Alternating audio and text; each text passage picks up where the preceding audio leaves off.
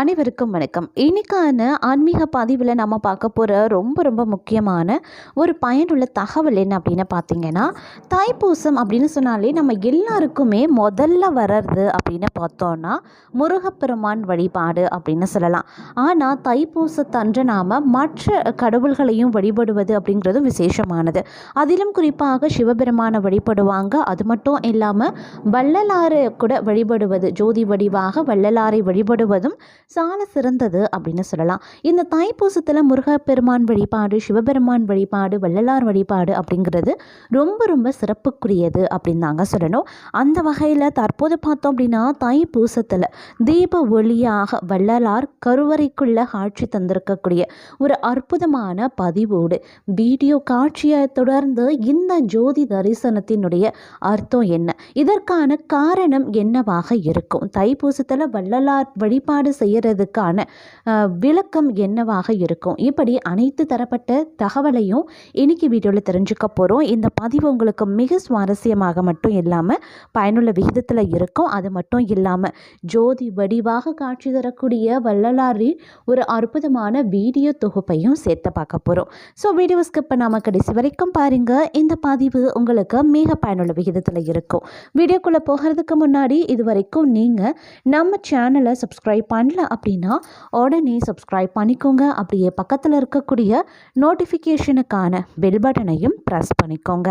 சரி நேயர்களே, வாங்க வீடியோக்குள்ளே போகலாம். அதாவது 2025 ஆண்டினுடைய முதல் மாதம் நிறைவடைஞ்சதே 2வது மாதம் பிப்ரவரி மாதம் பிறந்திருக்கு. பிப்ரவரி மாதம் அப்படின்னு சொன்னாலே நம்மள பலருக்கும் பார்த்திங்க அப்படின்னா காதலர் தினம் மட்டும்தாங்க ஞாபகத்துக்கு வரும். ஆனால் தை மற்றும் மாசி ஆகிய தமிழ் மாதங்களை கொண்டிருக்கக்கூடிய பிப்ரவரி மாதத்தில் ஏராளமான விசேஷ நாட்களும் வருதுங்க. திதி, கிழமை மற்றும் தேதி அடிப்படையில் ஒவ்வொரு மதத்திற்கான பண்டிகை நாட்களும் கணக்கிடப்படுது. அந்த வகையில் நடப்பாண்டு ஆன 2025 2வது மாதமாக திகழக்கூடிய பிப்ரவரி மாதம் மட்டும் வசந்த பஞ்சமி, தைப்பூசம், வடலூர் வள்ளலார் அருட்பெருஞ்சோதி தரிசனம், உலக காதலர் தினம், சுப முகூர்த்தங்கள், மகா சிவராத்திரி அப்படின்னு ஏராளமான விசேஷ நாட்கள் வருவது அப்படிங்கிறது கூடுதல் சிறப்புக்குரியது அப்படின்னு கூட சொல்லலாம். அது மட்டும் இல்லாமல் பிப்ரவரி 11ஆம் தேதி தைப்பூசம் மற்றும் வள்ளலார் ஜோதி தரிசனம், மகா சிவராத்திரி பிப்ரவரி 26ஆம் தேதி புதன்கிழமை வருதுங்க. அதே மாதிரி 6 நாட்கள் முகூர்த்த தேதியாகவும் இருக்குங்க. நீங்கள் செய்ய விரும்பக்கூடிய எந்த ஒரு காரியமாக இருந்தாலும் நேரம் காலம் பார்த்து செய்ய வேண்டியது அவசியம். அதன்படி நீங்கள் அஷ்டமி, நவமி, அமாவாசை, பௌர்ணமி அப்படிங்கிற திதிகளை பார்த்து செய்யும் அதே நேரத்தில் நல்ல நேரம், ராகு காலம், யமகண்டம், சூலம் உள்ளிட்ட பஞ்சாங்க குறிப்புகளையும் கண்டறிந்து அதற்கு ஏற்ப செயல்களை செய்தோம் அப்படின்னா உரிய பலன்களை பெற முடியும் அப்படின்னு சொல்லப்பட்டிருக்குங்க. தற்போது பார்த்தீங்க அப்படின்னா இந்த மாதத்தில் வரக்கூடிய வெகு விமர்சையாக கொண்டாடப்படக்கூடிய விழா அப்படின்னு சொன்னால் தைப்பூச திருவிழா அப்படின்னு சொல்லலாம். தைப்பூச திருவிழா அன்னைக்கு பார்த்தோம் அப்படின்னா தைப்பூசம் அப்படிங்கிறதுல நம்ம முருகர் வழிபாடு மட்டும் மேற்கொள்ள போகிறது கிடையாதுங்க. ஒரு சிலர் முருகர் வழிபாடு மட்டும்தான் தைப்பூசத்தன்று நடக்கும் அப்படின்ற ஒரு கருத்தோடு இருக்காங்க.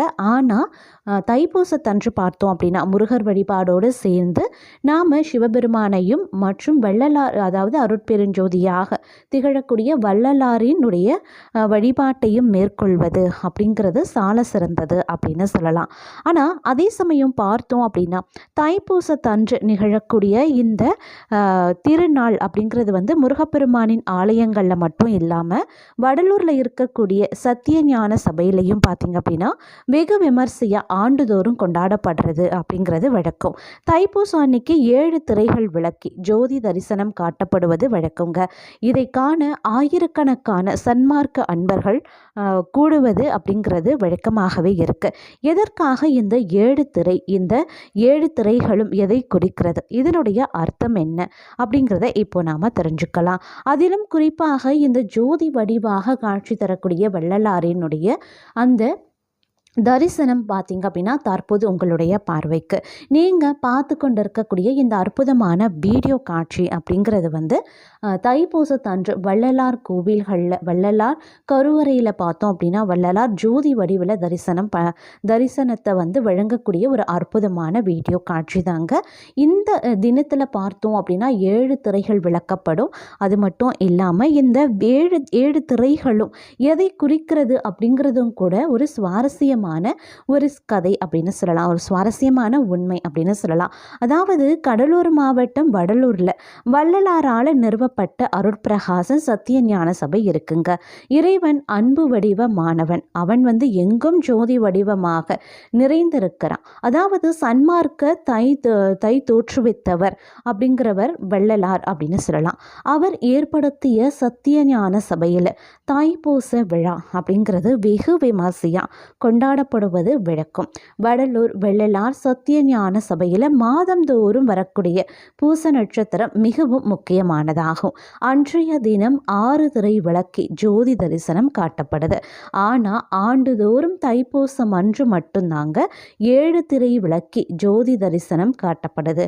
1874 ஆண்டு ஜனவரி 30 வெள்ளிக்கிழமை பூசமும் இணைந்த நாளில் சித்தி அடைந்தார். உடம்போடு இறைவனோடு ஜோதி வடிவமாக கலந்தார். இதனை நினைவுகூறும் விதமாக ஒவ்வொரு ஆண்டும் தை மாதம் பூச நட்சத்திரம் அன்று 7 திரை விளக்கி ஜோதி தரிசனம் காட்டப்படுவது வழக்கமாகவே இருக்கிறது. இந்த 7 திரைகளும் 7 விதமான நிறங்களில் அமைந்திருக்குமா. இந்த ஒவ்வொரு திரைக்கும் பூஜை நடத்தப்பட்டு தீபாரதனையும் காட்டப்பட்டு ஒவ்வொரு திரையாக விளக்கப்படுது. இந்த திரைகள் சாதாரணமானவை கிடையாது. ஒவ்வொரு திரையும் ஒவ்வொரு விதமான சக்தியை குறிக்குதுங்க. வடலூர் சத்திய ஞான சபையில் அமைக்கப்பட்டிருக்கக்கூடிய 7 திரைகளின் நிறங்கள் மற்றும் அவற்றிற்கான அர்த்தத்தை இப்போ நாம் தெரிஞ்சுக்கலாம். 7 திரைகளுடைய விளக்கம் அப்படின்னு பார்த்தோன்னா, முதல் திரை அப்படிங்கிறது கருப்பு நிறம்.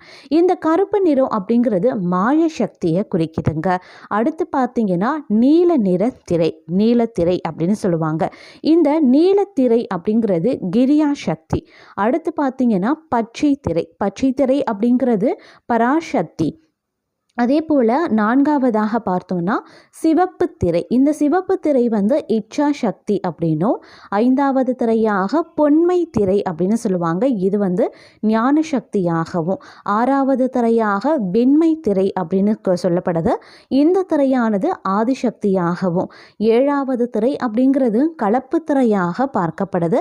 இந்த கலப்பு திரை அப்படிங்கிறது வந்து சிற்சக்தி அப்படின்னும் சொல்லப்படுது.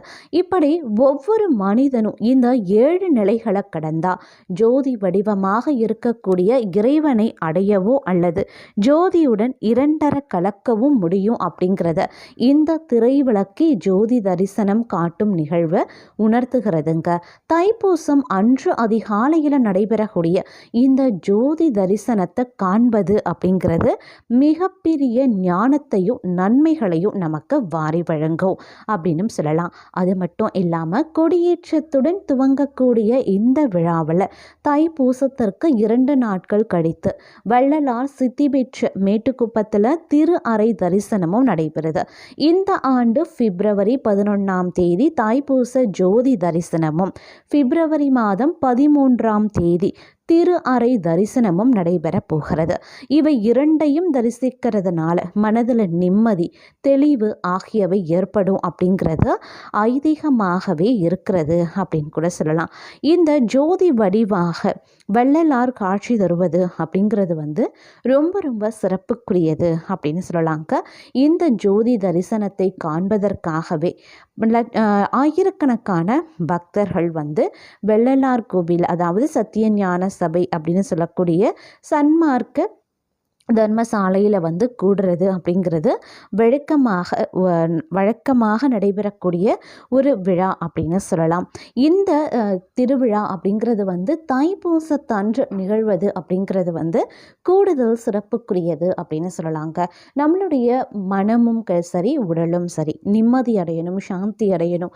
எந்த ஒரு கோபமோ எந்த ஒரு பொறாமையோ இது எதுவுமே நம்மை அண்டக்கூடாது, நாமளும் மற்றவர்களிடத்துல வெளிக்காட்டக்கூடாது. அப்படிங்கிறதுக்காக காட்டப்படக்கூடிய இந்த ஜோதி தரிசனத்தை நாம் கண்டோம் அப்படின்னா நம்மளுடைய ஆன்மாவும் சரி, நம்மளுடைய மனமும் சரி, நமக்கு அமைதியையும் சாந்தமான குணத்தையும் தரும் அப்படின்னு மற்றொரு புறம் ஒரு கருத்தும் நிலவி வருகிறது அப்படின்னு சொல்லலாங்க.